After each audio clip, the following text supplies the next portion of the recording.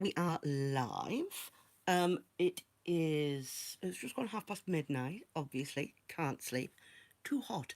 It's like 26 degrees in my living room. It's too hot. Ignore the reflection. Actually, I'm going to turn off my studio light and see if that actually makes a difference. Yes, actually, that's much better. Remind me never to do that again. So I've got a couple of newbies, and this is one.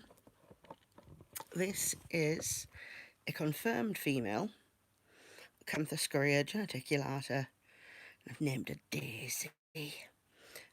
Daisy did have a lovely piece of like mushroom to hide, like Carmen has, same species. But it went mouldy straight away, so not sure what happened there. Um, I have another new pet. Just putting Daisy out the way. Um,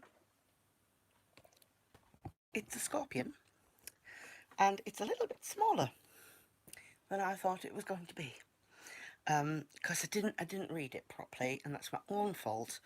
And yeah, so the scorpion that's in here, um, it's teeny tiny, and we're not going to be able to see it. It's buried itself down in this corner here, but I swear it's smaller than my fingernail.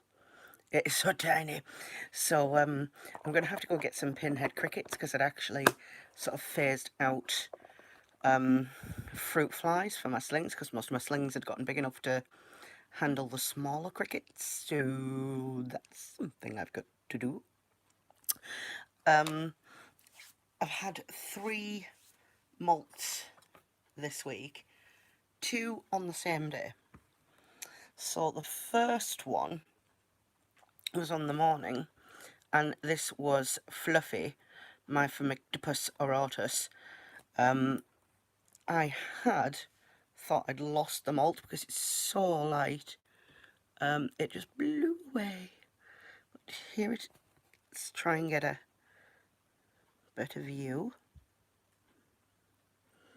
It's in pretty good condition, but it's too small to sex. But it's really cool. So Fluffy, he was fine. He's moving around. You can sort of see him. I don't want to tilt it, little bagger. So yeah, he was the first to molt. Then just move his molt over here. Then that evening, same day, Danny, my Brachypelma Amelia, I opened her enclosure to find she had molted, and it's pretty good condition. So I don't know if we're going to be able to see her. She's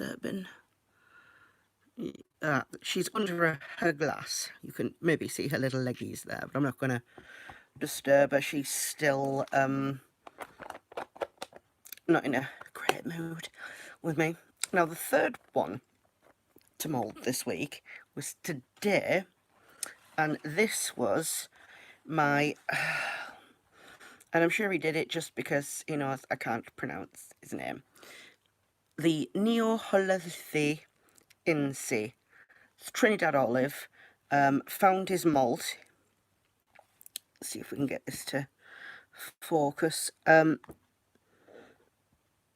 It's actually a gimp molt as well. This is only 7 legs. So he must have lost a leg at some point, but I'm assuming he's grown it back with this molt. This is Desmond. No idea where he is in here. He is a right pain.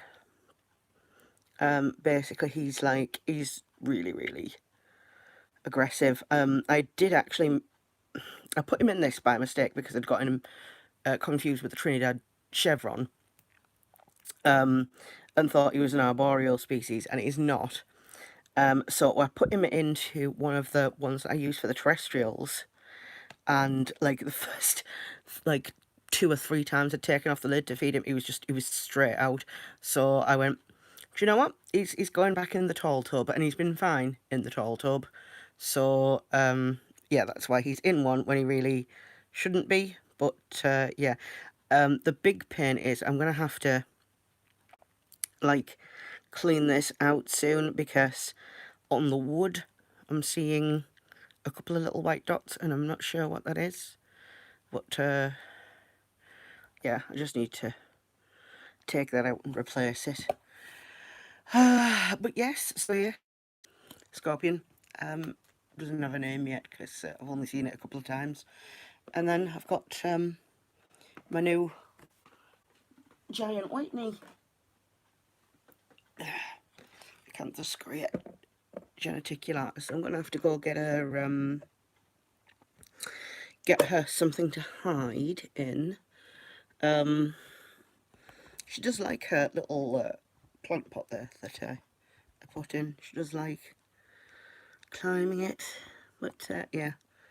So thank you very much for joining me. If you were live or if you watched later, all views are appreciated. Please leave me a thumbs up, and I'll see you again next time.